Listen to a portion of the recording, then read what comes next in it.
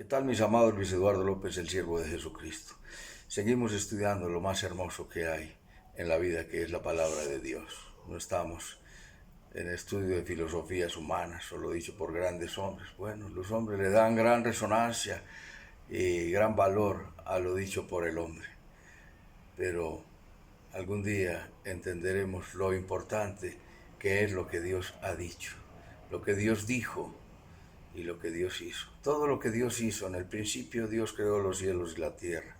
Todo lo que Dios hizo quedó registrado en su palabra para nosotros, para nuestra enseñanza y con un propósito muy hermoso, como lo dice en Romanos 15:4, para que por la consolación, la paciencia y la consolación de las Escrituras tengamos esperanza.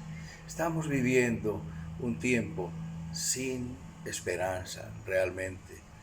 Hemos visto el cumplimiento de la palabra de Dios. Las cosas irán de mal en peor, dice Pablo a Timoteo.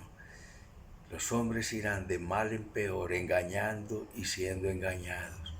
En los anuncios de nuestro Señor Jesucristo acerca de las señales del fin, es asombroso. Las cosas irán de mal en peor. Y la primera de las señales, cuando le preguntan a los discípulos en el último sermón de nuestro Señor Jesucristo, en el Monte de los Olivos: Señor, ¿cuándo será el fin de estas cosas y la señal de tu venida? Nuestro Señor Jesucristo les da la clave de la más grande señal del tiempo del regreso del Señor como inminente hoy en día. ¿Y cuál es esa gran señal? El engaño y la mentira. Él dice: mirad que nadie os engañe. Y estamos en la época donde una persona toma un taxi y andan los dos asustados por el engaño, por el fraude, por la trampa. Y el taxista irá pensando: uy, este me va a atracar.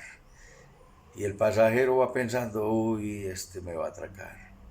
Andamos con unos nervios y los nervios de punta, pero lo más delicado es que el engaño ha llegado a las altas esferas, a los hombres de cuello blanco, a los ilustres, a los que en otro tiempo se les decía los honorables congresistas, los honorables magistrados, los honorables, y de honorabilidad. Pues lamento mucho tener que decirlo y tener que reconocerlo, pero se ha perdido la honorabilidad. En el Apocalipsis hay un paralelo entre Apocalipsis 6 y en Mateo capítulo 24, las señales de su venida.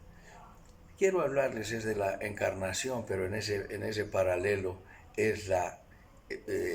vemos como el preámbulo del regreso de nuestro Señor Jesucristo. En Mateo 24 nos habla de las señales del regreso de nuestro Señor Jesucristo. Jesucristo se encarnó, se hizo hombre y vino a morir en el lugar del pecador y a darnos salvación.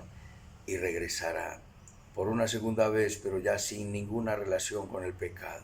La relación con el pecado que tuvo nuestro Señor Jesucristo en su primera venida fue que pagó por ellos, no los cometió. No cometió ningún pecado. Y la relación que tuvo con el pecado fue que cargó con nuestros pecados, con tus pecados y con los míos, para darnos salvación. Sí, pero volverá sin ninguna relación con el pecado y vendrá a juzgar el juicio de Dios. Nos vamos antes, la iglesia se va antes y es juzgada en el tribunal de Cristo. Y regresamos luego, van las bodas del Cordero y regresamos con nuestro Señor Jesucristo. Él se sienta en su trono de gloria a juzgar a todas las naciones. Establece el milenio y después viene otro juicio, el tribunal del gran trono blanco, el tribunal a todos los perdidos, donde dice: vi a todos los muertos, grandes y chicos, delante del trono de Dios. Grandes y chicos, a todos los muertos, ellos resucitaron. ¿Pero por qué le llama muertos? Porque vive es el que tiene a Jesucristo en su corazón. Vive el que tiene a Jesús en el corazón. Jesús es la vida. Y Él, en su encarnación, previamente vino como un humilde carpintero, pero vendrá como Rey de reyes y como Señor de señores. Nos dice la Escritura que nuestro Señor Jesucristo, en el primero de estos paralelos, en Apocalipsis capítulo 6, vi un caballo blanco y el que lo montaba tenía un arco y tenía una corona y salió venciendo para vencer. Muchos dicen que este es Jesucristo, y Jesucristo no aparece al principio de la gran tribulación, sino al final de ella. Jesucristo aparece en Apocalipsis 19 y la gran tribulación empieza en Apocalipsis 6. Salió venciendo para vencer, y este es el engaño. Y en Mateo capítulo 24, cuando le preguntan cuál será la señal de tu venida, dice: mirad que nadie os engañe, porque vendrán falsos cristos y vendrán falsos profetas. El tiempo del engaño, estamos en el engaño religioso, estamos en el engaño político, y estos dos se hacen uno en Apocalipsis 17 y 18. El engaño, aunque muchos políticos se han declarado ateos, y lo hemos visto cuando un candidato presidencial dice públicamente: es que yo soy ateo, es rechazado y se le va al piso todas sus encuestas. Pero entonces entendieron que hay que decirse creyente. ¿Por qué? Porque son unos mentirosos y solamente les interesa el poder. En la encarnación de nuestro Señor Jesucristo encontramos grandes maravillas y grandes bellezas y grandes verdades. La preencarnación es lo que se llama en la Biblia las teofanías. Nuestro Señor Jesucristo se apareció en muchas ocasiones se apareció a Abraham. Cuando 3 hombres se aparecieron a Abraham en el capítulo 18 del Génesis, Abraham se postró y adoró. Si ahí no estuviera Jesucristo, los ángeles no habrían aceptado la adoración, como cuando San Juan, recibiendo la revelación del Apocalipsis, ve el esplendor y la hermosura y la belleza del ángel que le daba esa preciosa revelación, se dice: yo me postré para adorarle, y él me dijo: alto, no lo hagas, yo soy consiervo tuyo y de tus hermanos que retienen la palabra de Dios. Adora a Dios, porque el testimonio de la profecía es el Espíritu de Jesucristo. El Espíritu de la profecía es el testimonio de Jesucristo. El centro de las Sagradas Escrituras es nuestro Señor Jesucristo. Entonces, en esta encarnación nosotros vemos la divinidad de nuestro Dios, y Dios tenía que hacerse hombre. ¿Por qué se encarnó nuestro Señor Jesucristo? Nuestro Señor Jesucristo se encarnó para ser más cercano al Padre. Jesucristo, en segundo lugar, hizo comprensibles las verdades de nuestro Dios. La verdad de nuestro Dios fueron comprendidas, porque las cosas del Espíritu de Dios se han de discernir espiritualmente. Nos dice que Jesucristo era el que se tenía que encarnar para venir a darnos salvación. Juan 1:18 nos dice: porque a Dios nadie le vio jamás, el unigénito del Padre, el que está en su seno, Él le ha dado a conocer. Es la divinidad de nuestro Señor Jesucristo, y nuestro Señor Jesucristo, anunciado que se encarnaría, nos dice en Isaías 35:4: Dios mismo vendrá y os salvará. Cuando dice, estaban en la esclavitud en Egipto, dice: he oído el clamor de mi pueblo y he descendido para salvarlos. Dice la palabra. ¿Quién descendió? Descendió el mismo Dios. ¿Quién descendió? ¿El Padre, el Hijo o el Espíritu Santo? Pues descendió nuestro Señor Jesucristo.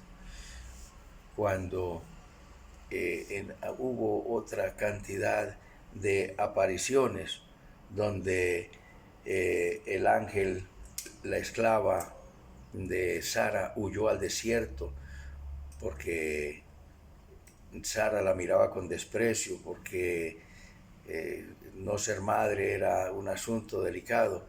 Y entonces el ángel se le apareció, fue el ángel del Señor. Nuestro Señor Jesucristo: vuelve y ponte sumisa con tu señora. porque haré grandes cosas con él. Dios, haciendo las promesas, un ángel no le hubiera dicho haré, un ángel le hubiera dicho Dios hará con él grandes cosas, haré de él gran hombre, un hombre fiero, todos contra él y la mano de todos contra él. Nuestro Señor y Salvador Jesucristo nos dice, tenía que ser Dios. Y nos dice Jeremías que Dios levantaría un descendiente justo a Abraham, a David. Levantaré un renuevo justo a David. En sus días Judá será salvo e Israel habitará confiado. ¿Quién era el descendiente de David? Observa con detalle esto. Y dice, este será el nombre con el que se le llamará Jehová nuestra justicia. En Zacarías capítulo 10 nos dice, habla Jehová, y empieza Dios a darle una gran revelación a través del profeta Zacarías en el capítulo 12, profecía, palabra de Jehová acerca de Israel. Jehová que extiende los cielos y funda la tierra y forma el espíritu del hombre dentro de él, ha dicho, he aquí, yo pongo en Jerusalén por copa que hará temblar a todos los pueblos alrededor contra Judá, en sitio contra Jerusalén. Dice más adelantico, está hablando Jehová y nos dice, y derramaré sobre la casa de David y sobre Jerusalén espíritu de oración y de gracia, y mirarán a mí a quien traspasaron. ¿A quién miramos? A nuestro Señor Jesucristo. ¿A quién traspasaron? A nuestro Señor Jesucristo. Es el Salvador del mundo. Ponte en sus brazos, créele a Él, adórale a Él y dile conmigo. Inclina tu rostro. Bendito Padre Celestial, te doy las gracias por tu palabra. Te pido perdón por mis pecados. Confieso que Jesucristo es mi Señor, mi Dios y mi Salvador, y te entrego mi vida. En Cristo Jesús, Señor nuestro. Amén, amén y amén. Un abrazo, mis amados, y hasta otra oportunidad.